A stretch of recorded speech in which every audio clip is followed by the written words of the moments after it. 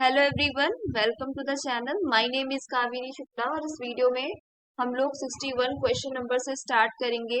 I hope कि आप लोगों ने पार्ट 7 तक देख लिया होगा।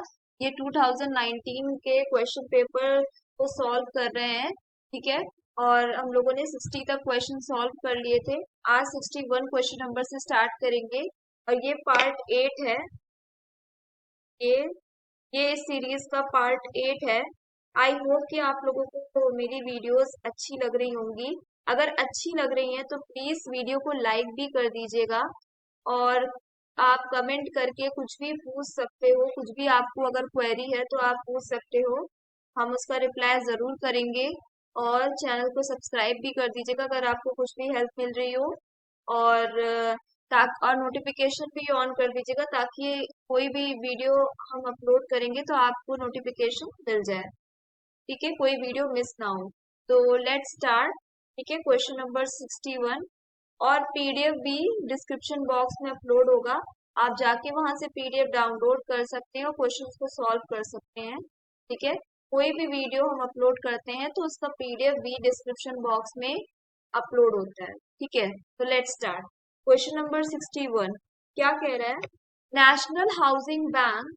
National housing bank was established in 1987। चलिए, ये आपको नॉलेज मिल गई कि नेशनल हाउसिंग बैंक कब स्टैब्लिश हुआ था, 1987 में।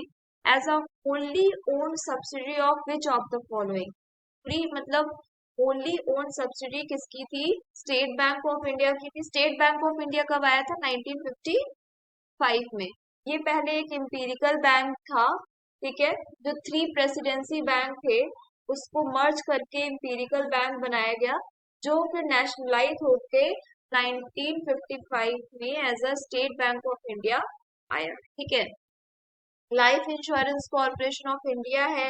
रिजर्व बैंक ऑफ इंडिया का एक्ट कौन सा है? 1934। और इनएक्टेड कब, मतलब कि कब आया था? 1935 में, ठीक है। Industrial finance corporation of India थी, तो इसका करेक्ट आंसर क्या हो जाएगा? रिजर्व बैंक ऑफ इंडिया, ठीक है। तो रिजर्व बैंक ऑफ इंडिया इसका करेक्ट आंसर हो जाएगा। Question number 62, non banking financial companies non banking financial companies can be classified as, मतलब एनबीएफसी की बात की गई है। नॉन बैंकिंग फाइनेंशियल कंपनीज ऐसी कंपनीज, फाइनेंशियल कंपनीज जो बैंकिंग नहीं है, मतलब बैंकिंग वाली नहीं है, क्योंकि नॉन बैंकिंग है। Asset finance company, investment company, loan company, foreign trade company. तो करेक्ट आंसर क्या हो जाएगा? Asset finance company, investment company, loan company, ठीक है। फॉरेन कंपनी नहीं होगा। तो करेक्ट आंसर यहाँ पे फर्स्ट हो जाएगा। आपको कोई भी क्वेरी या कुछ भी प्रॉब्लम हो तो आप कमेंट बॉक्स में पूछ सकते हो। Which one of the following relates to warranty? Warranty से रिलेटेड क्या है? It is a vital importance for completion of contract. If there is breach, the aggrieved party can repudiate the contract. It is essential to the main purpose of the contract. In case of breach, the aggrieved party can claim only damages. तो correct answer क्या हो जाएगा? कि claim only damages, ठीक है। ये इसका correct answer हो जाएगा। अब क्वेश्चन नंबर 64 देखते हैं। Which among the following is not correct? तब यहाँ पे नॉट पूछा गया है कि क्या सही नहीं है। ये यहाँ पे 4 स्टेटमेंट्स दिए गए, इसमें से जो सही नहीं है, गलत दिया गया इंफॉर्मेशन, उसको आपको मार्क करना है। करेक्ट आंसर वो होगा। तो reserve bank of India worked as a central bank of Burma till April 1947, correct है। The reserve bank of India worked as a central bank of Pakistan till June 1948, ये भी करेक्ट है। और the reserve bank of India commenced its operation on April 1935। देखिए, मैंने आपको अभी ये बताया था कि अब इन्होंने अपना ऑपरेशन स्टार्ट किया था अप्रैल 1 1935, लेकिन रिजर्व बैंक ऑफ इंडिया का एक्ट कब आया था? 1934 में, ये भी करेक्ट है। तो ये क्या कहा गया है थर्ड ऑप्शन में कि the reserve bank of India worked as a central bank of Bangladesh from January 1970 to December 1975, तो ये गलत हो जाएगा, ठीक है। क्वेश्चन नंबर 65 देखते हैं। For calculating posterior probabilities, conditional probabilities under statistical dependence, the following information is available. Condition probabilities, original probability estimates, prior probabilities of mutual exclusive and collectively exclusive events, arbitrary events with probability hashtag 0 and for which conditional probabilities are also known, joint probabilities of prior probability and conditional probability. तो correct answer इसका क्या हो जाएगा? Correct answer इसका हो जाएगा third.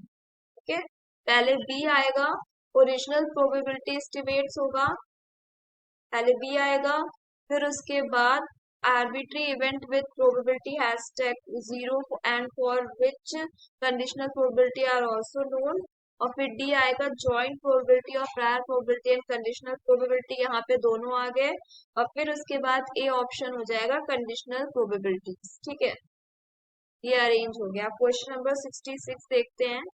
In which of the following years, अब ये यूनिट 1 का क्वेश्चन है, business environment and international business का, कि in which of the following years the Bretton Woods agreement was signed by the delegates from 44 nations which lead to the establishment of IMF।